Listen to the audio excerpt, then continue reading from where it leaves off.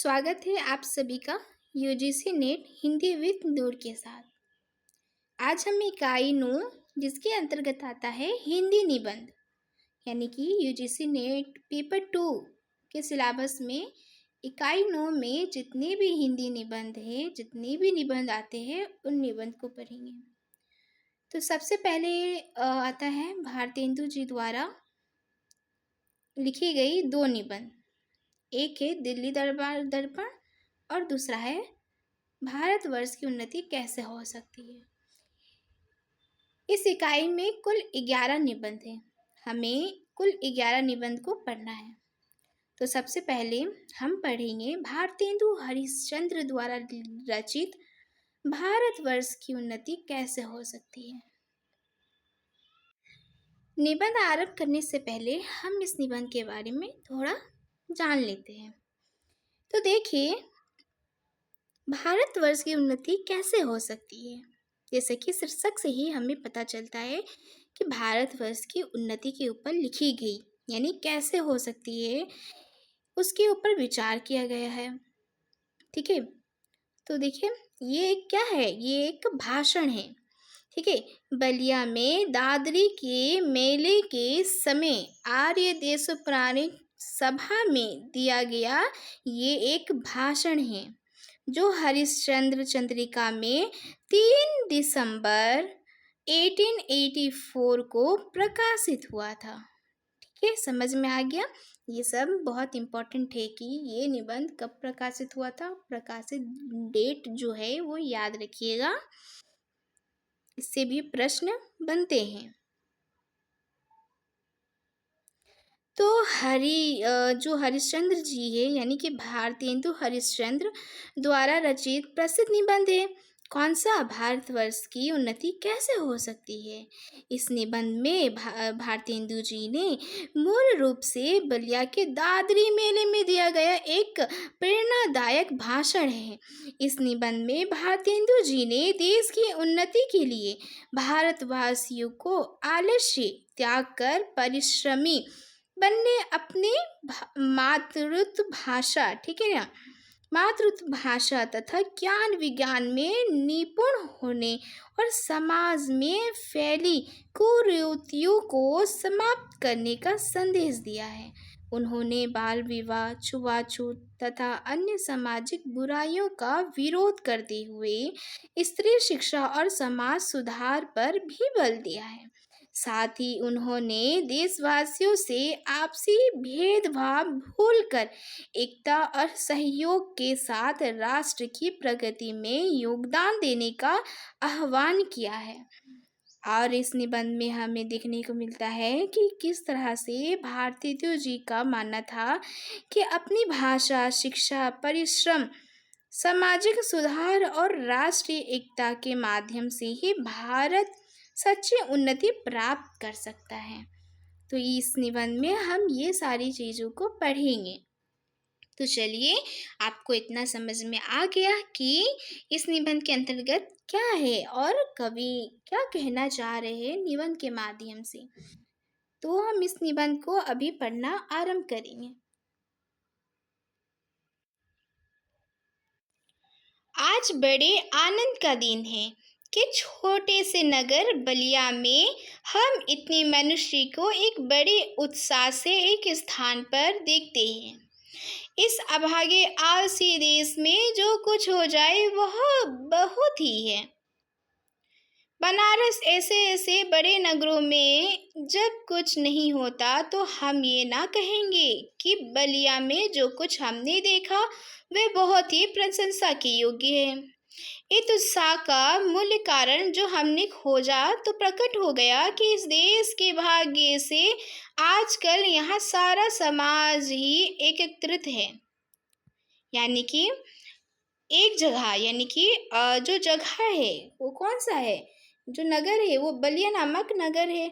वहाँ पे क्या हो रहा है कि मनुष्य को एक बड़े उत्साह से एक स्थान पर देखते हैं, क्योंकि हमने पढ़ा ना भारतीय हिंदू जी द्वारा ये जो निबंध है, भारत देश की उन्नति कैसे हो सकती है, ये एक भाषण है। तो बहुत सारे मनुष्य एक स्थान पे इकट्ठा हुए हैं, एक साथ खड़े हैं। वहाँ पे ये भाषण दी जा रही है, भाषण सुनने के लिए ये लोग खड़े हैं। और फिर बोलते हैं कि इस अभागे आलसी देश, कवि ने भारत देश को कैसे बताया है, आलसी देश बताया है। जो कुछ हो जाए वो बहुत है।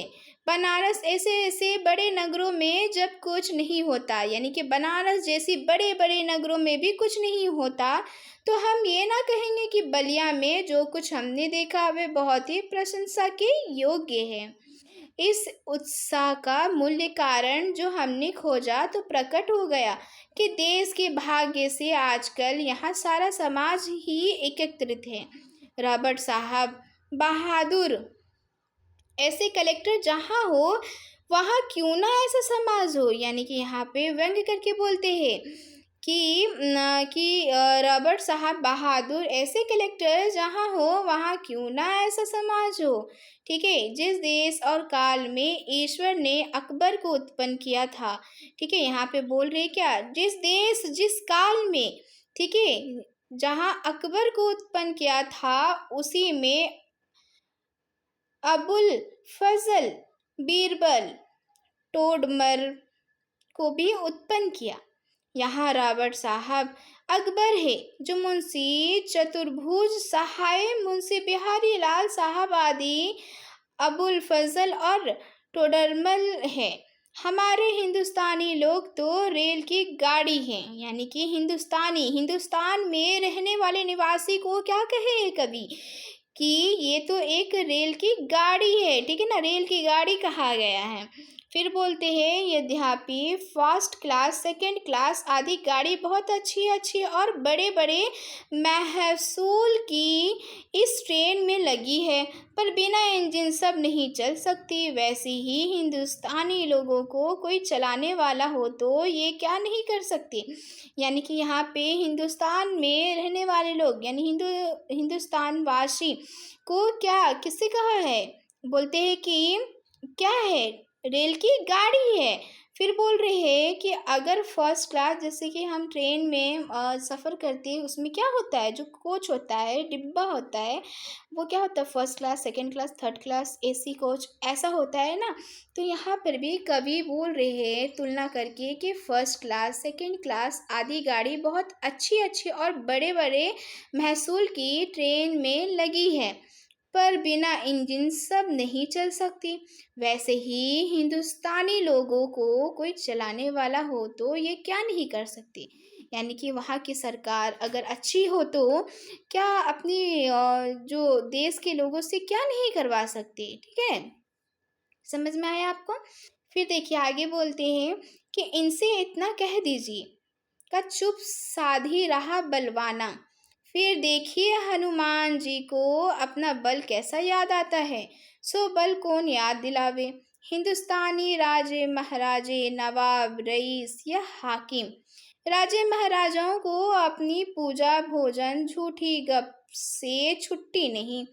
हाकिमों को कुछ तो सरकारी काम घेर लेता है, कुछ बाल घुड़दौड़ थिएटर में समय लगा, कुछ समय बचा भी तो उनको क्या गर्व है कि हम गरीब गंदे काले आदमियों से मिलकर अपना अनमोल समय खोवें। बस यही मसल है, यानी कि यही मसला, यानी कि यही दिक्कत है। ठीक है, समझ में आया आपको। चलिए आगे देखिए। फिर कहते हैं तुम्हें गैरों से कब फुर्सत, हम अपने गम से कब खाली। चलो बस हो चुका मिलना, ना हम खाली ना तुम खाली। ठीक है, यानी कि यहाँ पे क्या बोल रहे हैं कि देखिए कि तीन मेंढक, ठीक है, एक के ऊपर एक बैठे थे। यहाँ पे उदाहरण देके समझा रहे हैं कि तीन मेंढक है। अब वो क्या कर रहे, एक के ऊपर एक बैठे थे। ऊपर वाले ने कहा सोग जोग, बीच वाला बोला गमसम, सबके नीचे वाला पुकारा गए हम। ठीक है, यानी कि सो हिंदुस्तान की प्रजा की दशा भी यही है, गए हम। ठीक है, यहाँ पे उससे तुलना करके बोलते हैं, उनके उनके माध्यम से उदाहरण देखिए, मेंढक के माध्यम से उदाहरण देखिए, यहाँ पे कवि समझाने की बात कह रहे हैं कि जैसे लास्ट वाला जो यानी जो सबसे नीचे मेंढक बैठा था, वो क्या बोलता है, गए हम। उसी तरह से हिंदुस्तानी की प्रजा भी इसी दशा है, वो भी क्या बोलते हैं कि गए हम। पहले भी जब आर्य लोग हिंदुस्तान में आकर बसे थे, राजा और ब्राह्मणों के जिम्मे यह काम था कि देश में नाना प्रकार की विद्या और नीति फैलावे। और अब भी ये लोग चाहे तो हिंदुस्तान प्रतिदिन क्या प्रतिक्षण बढ़े, ठीक है, पर इन्हीं लोगों को निकम्मेपन ने घेर रखा है। यानी कि जब वहाँ के लोग मतलब जो बड़े बड़े जो लोग हैं, वो लोग ही अच्छा काम नहीं करेंगे, हिंदुस्तान का सरकार ही अच्छा काम नहीं करेंगे, तो वहाँ के देश जो रहने वाले लोग हैं क्या वो कर सकेंगे। इसे वही चीज़ यहाँ पे बताया गया है। अब भी ये लोग चाहे तो हिंदुस्तान प्रतिदिन क्या प्रतिक्षण बढ़े, पर इन्हीं लोगों को निकम्मेपन ने घेर लिया। किसने घेर लिया, निकम्मेपन, आलस्य ने। बोध बोधारो मत्सर्गसत प्रवध समर दूषित।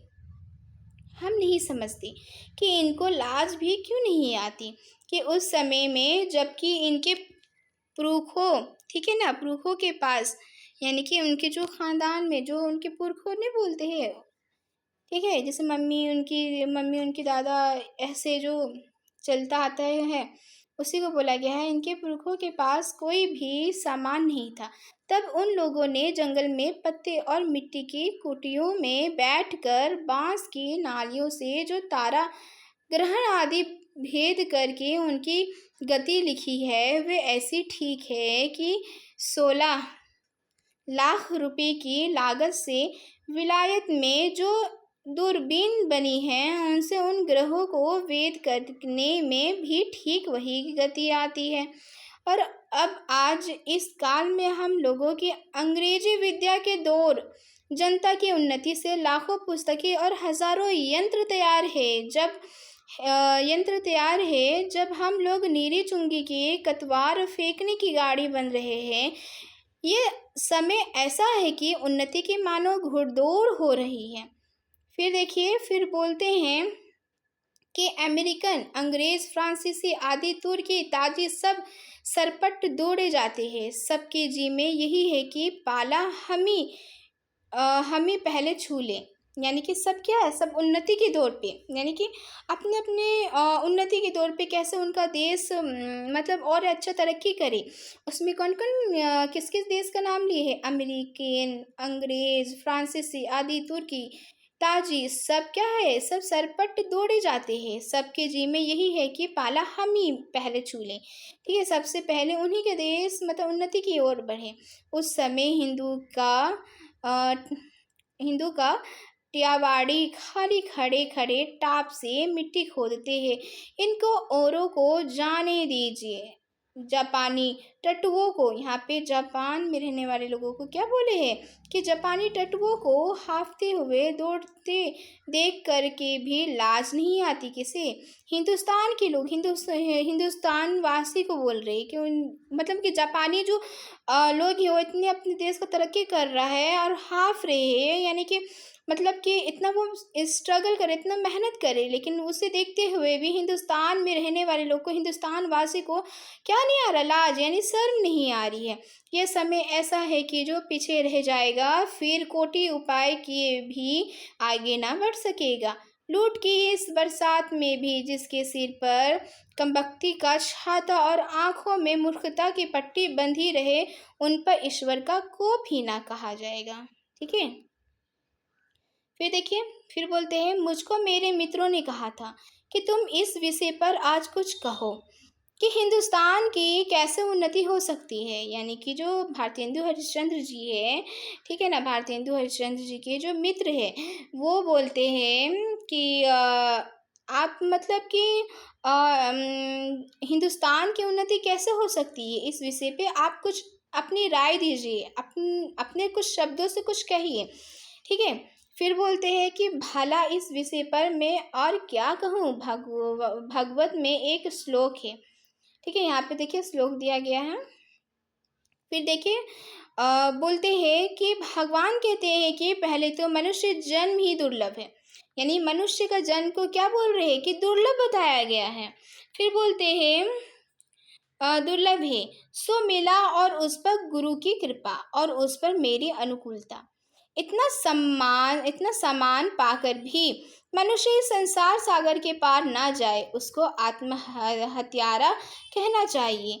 वही दशा इस समय हिंदुस्तान की है, यानी हिंदुस्तान की क्या दशा है यहाँ पे उसका भी वर्णन किया गया है, ठीक है ना। और किस तरह से हमारे हिंदुस्तान की उन्नति नहीं हो पा रही है, उसकी वजह क्या है, इन सभी चीज़ों को यहाँ पे कवि बताए हैं, ठीक है। फिर देखिए, फिर बोलते हैं कि अंग्रेजों के राज्य में सब प्रकार का सामान पाकर, अवसर पाकर भी हम लोग जो इस समय उन्नति ना करें तो हमारे केवल अभाग्य और परमेश्वर का कोप ही है। सास और अनुमोदन से एकांत रात में सुने रंग महल में जाकर भी बहुत दिनों से प्राण से प्यारे परदेसी पति से मिलकर छाती ठंडी करने की इच्छा भी उसका लाज से मुंह भी ना देखे और बोले भी ना, तो उसका अभाग्य ही है। वे तो कल परदेश चला जाएगा, ठीक है। यहाँ पे क्या करें, यहाँ पे ऐसे उदाहरण दे दे के बोलते हैं कि अंग्रेज के राज्य में सब प्रकार का सामान है, पाकर भी क्या हो रहा है कि अवसर पाकर भी हम लोग क्या कर रहे हैं, इस समय उन्नति ना करें तो ये क्या है, हमारे केवल अभाग्य और परमेश्वर का कोप ही है, ठीक है। सास और अनुमोदन से एकांत रात में सुने रंग महल में जाकर भी बहुत दिनों से प्राण से प्यारे परदेसी पति से मिलकर छाती ठंडी करने की इच्छा भी उसका लाज से मुंह भी ना देखे और बोले भी ना, तो उसका अभाग्य ही है। यानी कि अगर परदेसी पति एक दिन के लिए आया है वो चला जाएगा, अगर उसे हम मिले भी ना एकांत में, अगर वो बिना बात किए भी वो उसको जाने दे, तो क्या है यहाँ पे बोलते कि ये तो मतलब हमारा अभाग्य ही है, ठीक है।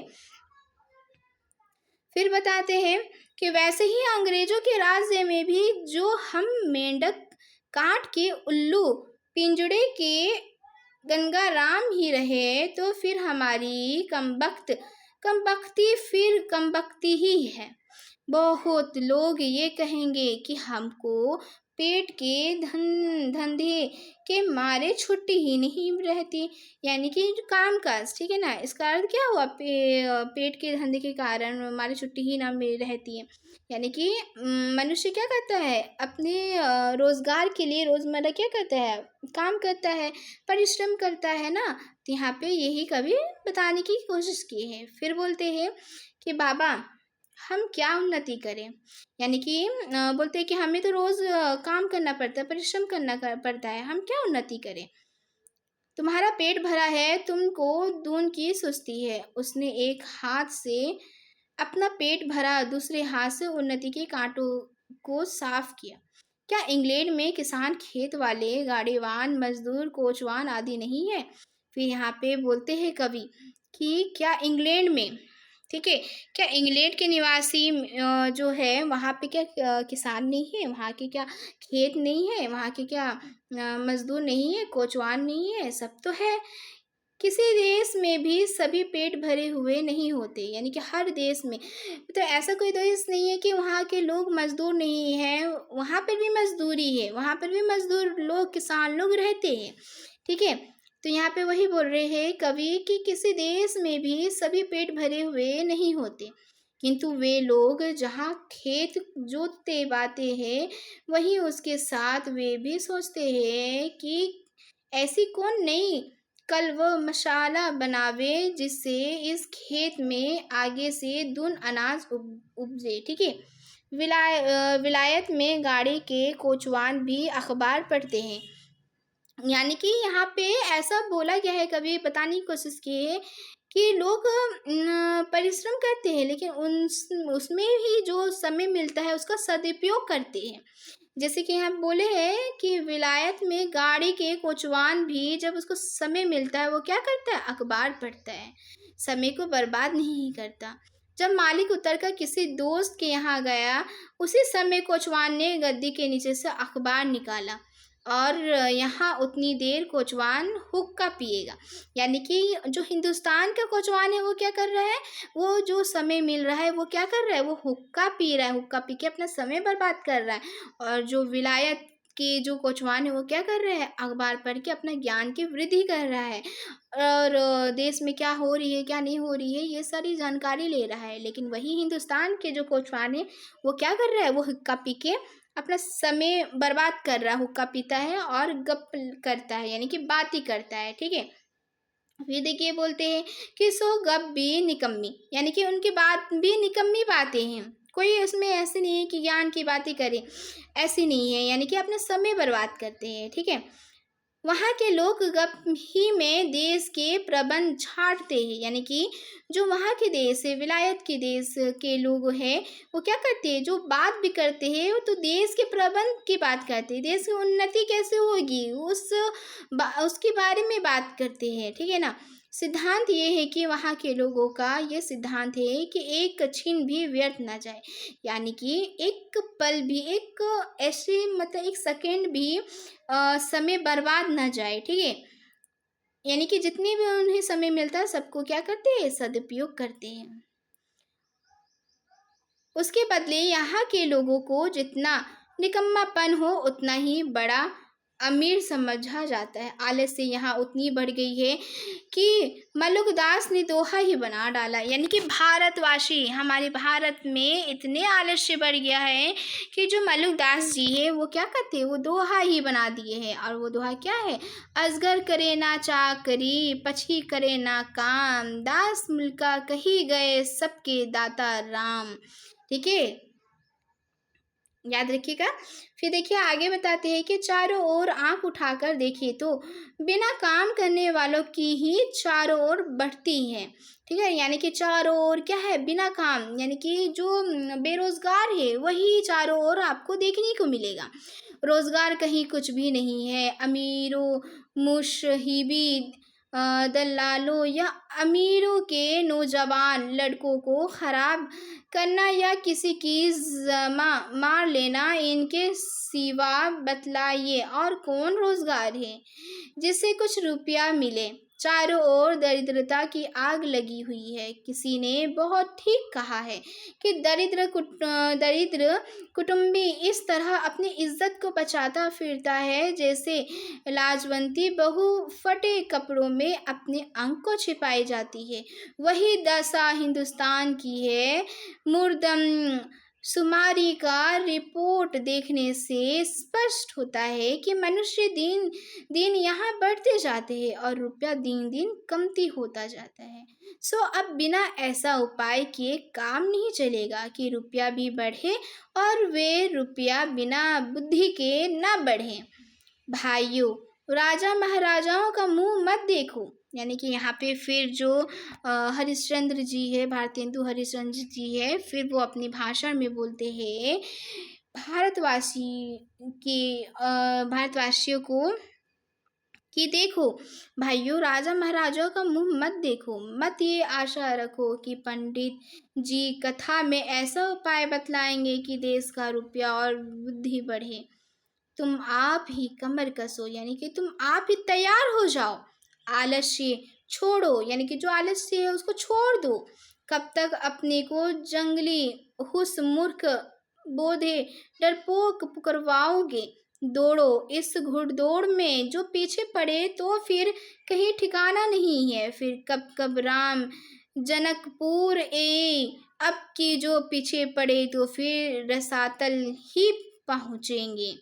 ठीक है, यहाँ पे बता रहे हैं कि अब आप अपना आलस्य छोड़ो, अपने कर्म की ओर बढ़ो। ठीक है, राजा महाराजाओं का मुंह मत देखो कि उनसे हमें कुछ मिलेंगे, मतलब कुछ वो हमें बताएंगे, पंडित जी कथा में कुछ ऐसा बताएंगे जैसे हमारे मतलब की वृद्धि होगी। नहीं, तुम खुद से करो, खुद से मेहनत करो। ठीक है, फिर बोलते हैं कि जब पृथ्वीराज को कैद करके गोर ले गए तो शहाबुद्दीन के भाई गयासुद्दीन से किसी ने कहा कि ये शब्द बेदी बाण बहुत अच्छा मारता है। एक दिन सभी नियत हुई और 7 लोहे के ताबे बाण से फोड़ने को रखे गए। पृथ्वीराज को लोगों ने पहले से ही अंधा कर दिया था। संकेत ये हुआ कि जब गयासुद्दीन हूँ करे तब वह ताबे पर वाण मारे। चंद कवि भी उसके साथ कैदी था। ये सामान देखकर उसने ये दोहा पढ़ा, अब की चढ़ी कमान को जाने फिर कब चढ़े, जिन चुके चहु आज इक्के मार ये इक्क सर। ठीक है, समझ में आया आपको।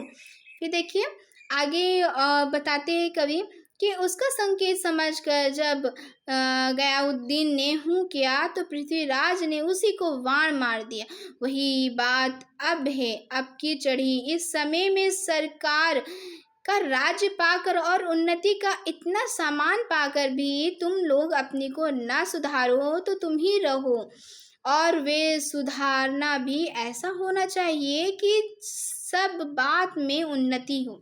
यानी कि हम क्या करें, मतलब कि हम अपने आलस्य को, यानी कि जो भारतेंदु जी है वो अपने भाषण के माध्यम से जो भारत के सोए हुए लोगों को जगाना चाह रहे हैं, ठीक है ना, उनमें जोश भरना चाह रहे हैं कि वो कुछ ऐसा कार्य करे, अपने जो आलस्यपन को दूर करे और भारत देश के लिए उसकी उन्नति की ओर लेके जाए। ठीक है, फिर देखिए बताते हैं कि धर्म में, घर में, काम में, बाहर में, ठीक है,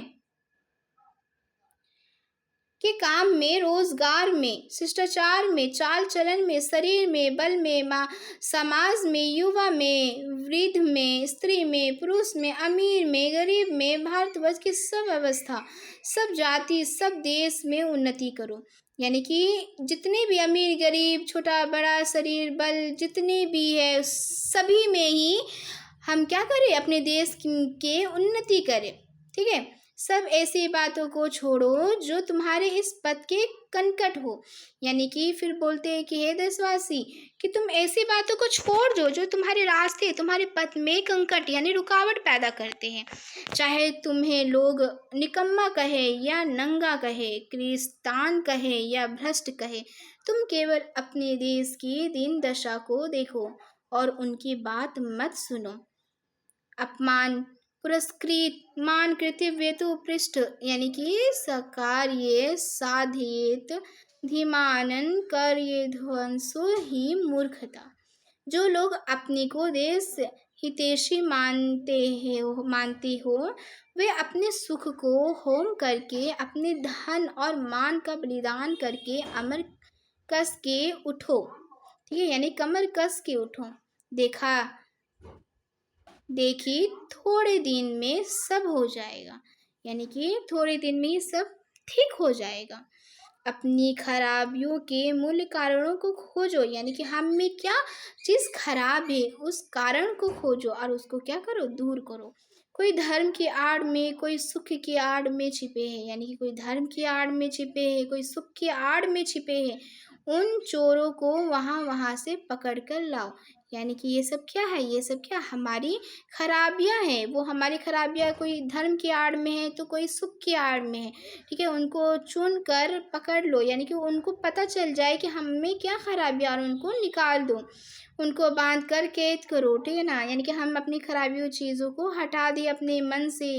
ठीक है, हम इससे बढ़कर क्या कहें कि जैसे तुम्हारे घर में कोई पुरुष व्यभिचार करने आवे तो जिस क्रोध से उसको पकड़कर मारोगे और जहाँ तक तुम्हारे में शक्ति होगी उसका सत्यानाश करोगे, उसी तरह इस समय जो बातें तुम्हारे उन्नति पथ की कांटा हो उनके जड़ खोद कर फेंक दो। यानी कि तुम्हारी उन्नति, यानी कि तुम आगे बढ़ रहे हो, अपनी उन्नति की ओर बढ़ रहे हो और उस पथ में, उस रास्ते में जो कुछ भी कांटा बन के आ रहा है उसको उखाड़ के फेंक दो। ठीक है, कुछ मत डरो, जब तक 100-200 मनुष्य बदनाम न होंगे, जात से बाहर न निकाले जाएंगे, दरिद्र ना हो जाएंगे, कैद ना होंगे, वर्जन जान से ना मारे जाएंगे, तब तक कोई देश ना सुधरेगा। ठीक है, फिर देखिए यहाँ पे फिर कभी बोलते हैं कि अब ये प्रश्न होगा कि भाई हम तो जानते ही नहीं कि उन्नति और सुधारना किस चिड़िया का नाम है, किसको अच्छा समझे, क्या ले क्या छोड़े। तो कुछ बातें जो इस शीघ्रता से मेरे ध्यान में आती है उनको मैं कहता हूँ, सुनो। सब सूनियों का मूल धर्म है। इससे सबसे पहले धर्म की ही उन्नति करनी उचित है। यानी सबसे पहले हम क्या करें? धर्म की उन्नति करें, ठीक है। देखो, फिर बोलते हैं कवि कि देखो, अंग्रेजों की धर्म नीति राजनीति परस्पर मिली है। यानी कि उनकी जो धर्म की नीति है और राजनीति है वो क्या है? वो आपस में मिली हुई है। इससे उनकी दीन दीन कैसे उन्नति हुई है? यानी कि हम देखो अंग्रेजों कैसे उन्नति कर रहे हैं, ठीक है। फिर बाद में बोलते हैं उनको जाने दो, अपने ही यहाँ देखो तुम्हारे धर्म की आड़ में नाना प्रकार की नीति समाज गठन वेद्य आदि भरे हुए हैं। दो एक मिसाल सुनो, तुम्हारा बलिया के मेला का यही स्थान क्यों ना चुन लिया गया है, जिसमें जो लोग कभी आपस में नहीं मिलते 10-10 5-5 कोस से ले 10-10 5-5 कोस से ले लोग एक जगह एकत्रित हुए हैं, आपस में मिले हैं, एक दूसरे का दुख सुख जाने, गृहस्थी के काम की वे चीज़ें जो गांव में नहीं मिलती यहाँ से ले जाए। एकादशी का व्रत क्यों रखा है, जिसमें महीने 2 महीने एक उपवास से शरीर शुद्ध हो जाए। गंगा जी नहाने जाते हैं तो पहले पानी सिर पर चढ़ाकर तब पैर पर डालने का विधान क्यों है? यानी कि यहाँ पे सब उदाहरण देके कवि क्या करे? समझाने की कोशिश कर रहे हैं। किसे? भारतवासियों को, जिससे तलुए से गर्मी सिर पर चढ़कर विकार ना उत्पन्न करे। दिवाली इसी हेतु है कि इसी बहाने साल भर में एक बार तो सफाई हो जाए। होली इसी हेतु है कि बसंत की बिगड़ी हवा स्थान स्थान पर अग्नि जलने से स्वच्छ हो जाए। यही त्योहार ही तुम्हारी म्यूनसिपाल्टी है। यानी त्यौहार क्या है? म्यूनसिपाल्टी है। म्यूनसिपाल्टी कहा गया है त्यौहार को। ऐसे ही सब पर्व जब सब तीर्थ व्रत आदि में कोई ही कीमत है ना, उन लोगों ने धर्म नीति और समाज नीति को दूध पानी की भांति मिला दिया है, ठीक है। फिर बोलते हैं कि खराबी जो बीच में हुई वे ये है कि उन लोगों ने ये धर्म क्यों मानने लिखे थे। फिर बोलते हैं कि इसका लोगों ने मतलब नहीं समझा और इन बातों को वास्तविक धर्म मान लिया। भाइयों, वास्तविक धर्म तो केवल परमेश्वर के चरण कमल का भजन है। ये सब तो समाज धर्म है जो देश काल के अनुसार शोधे और बदले जा सकते हैं। दूसरी खराबी ये हुई कि उन्हीं महात्मा बुद्धिमान ऋषियों के वंश के लोगों ने अपने बाप दादों का मतलब न समझकर बहुत से नए नए धर्म बनाकर शास्त्रों में धर दिए। बस सभी तिथि व्रत और सभी स्थान तीर्थ हो गए। सो इन बातों को अब एक बार आँख खोलकर देख और समझ लीजिए कि फलानी बात उन बुद्धिमान ऋषियों ने क्यों बनाई और उनमें देश और काल के अनुकूल और उपकारी हो उनका ग्रहण कीजिए। बहुत सी बातें सो समाज विरुद्ध मानी जाती है, किंतु धर्मशास्त्रों में जिनका विधान है उनको मत चलाइए। जैसा जहाज का सफ़र, विधवा विवाह आदि। लड़कों के छोटेपन ही में शादी करके उनका बल बीरज आयुष्य सब मत घटाइए। यानी कि यहाँ पे बाल विवाह को विरोध किए हैं, ठीक है। फिर बोलते हैं कि आप उनके माँ बाप हैं या शत्रु है, वीर ये उनके शरीर में पुष्ट होने दीजिए। नून तेल लकड़ी की फिक्र करने की बुद्धि सीख लेने दीजिए, तब उनका पैर काट में डालिए। कुलीन प्रथा बहु विवाह आदि को दूर कीजिए। यानी कि जितने भी ये सारी चीज़ें हैं सबको हटाने की बात कहे हैं। फिर बोलते हैं कि लड़कियों को भी पढ़ाइए, किंतु इस चाल में नहीं जैसे आजकल पढ़ाई जाती है, जिससे उपकार के बदले बुराई होती है। ऐसी चाल से उनको शिक्षा दीजिए कि वे अपना देश और कुल धर्म सीखे, पति की भक्ति करे और लड़कों को सहज में शिक्षा दें। वैष्णव शास्त्र इत्यादि नाना प्रकार के लोग आपस में बैर छोड़ दें। ये समय इन झगड़ों का नहीं है, यानी कि यहाँ पे क्या कर रहे हैं, जो आपस में धर्म के आड़ में जो लड़ाई होती है उनको छोड़ने की भी बात कहते हैं। फिर बोलते हैं कि हिंदू जैन मुसलमान सब क्या है, आपस में मिल लिए, ठीक है ना। यहाँ पे सभी धर्म को आपस में मिलाना चाहते हैं, ठीक है। मिलिए, जाति में कोई चाहे ऊंचा हो चाहे नीचा हो, सबका आदर कीजिए, जो जिस योग्य है उसे वैसा मानिए। छोटी जाति के लोगों का तिरस्कार करके उनका जी मत तोड़िए। देखिए यहाँ पे भारतेंदु हरिश्चंद्र अपने भाषण में कितनी अच्छी अच्छी बातें कहे, जिससे हमारी देश की उन्नति हो सकती, हमारा देश उन्नति की ओर बढ़ सकता है, ठीक है ना। लेकिन ये सारी चीज़ें नहीं होती है, जिसके कारण हमारा देश क्या है, उन्नति की ओर नहीं बढ़ा, ठीक है। देखिए, और बोलते हैं कि सब लोग आपस में मिल गए, यानी एकता का यहाँ पे एकता पर बल दिए हैं। मुसलमान भाइयों को भी उचित है कि इस हिंदुस्तान में बसकर वे लोग हिंदुओं को नीचा समझना छोड़ दें, ठीक भाइयों की भांति हिंदुओं से बर्ताव करें। ऐसी बात जो हिंदुओं का जी दुखाने वाली हो ना करे। घर में आग लगे, सब जेठानी देरानी को आपस का डाह छोड़कर एक साथ वे आग बुझानी चाहिए। यानी कि एग्जाम्पल देके बोलते हैं कि घर में अगर कोई दिक्कत, कोई परेशानी, कोई दुख आ जाए तो सब क्या करे कि देवरानी जेठानी सब मिलकर घर में जितने भी सदस्य हैं सब एकजुट हो जाए और उस परेशानी, उस दुख को दूर करे, ठीक है ना, उस संकट को दूर कर दे। जो बात हिंदुओं का नहीं मैसर है, वे धर्म के प्रभाव से मुसलमानों को सहज प्राप्त है। उनकी जाति नहीं, खाने पीने में चौका चूल्हा नहीं, विलायत जाने में रोक टोक नहीं, फिर भी बड़े ही सोच की बात है कि मुसलमानों ने अभी तक अपनी दशा कुछ नहीं सुधारी। अभी तक बहुतों को यही ज्ञात है कि दिल्ली लखनऊ की बादशाहत कायम है। यारो वे दिन गए, अब आलस्य, हठ धर्मी ये सब छोड़ो, यानी आलस्य को छोड़ो। चलो हिंदुओं के साथ तुम भी दौड़ो, एक एक दो होंगे, यानी कि एक से भले दो। पुरानी बातें दूर करो, मीर हसन और इंद्र सभा पढ़ा कर छोटेपन ही से लड़कों का सत्यानाश मत करो। होश संभाला नहीं कि पढ़ी पारसी, चुस्त कपड़ा पहना और गजल गुनगुनाए, ठीक है।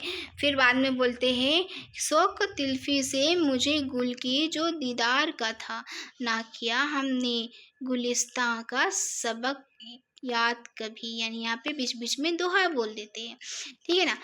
अब बहुत अच्छी दोहा है, अपनी दोहा से बहुत अच्छी अच्छी बातें कही हैं कवि ने। फिर देखिए आगे बोलते हैं कि भला सोचो कि इस हालत में बड़े होने पर वे लड़के क्यों ना बिगड़ेंगे।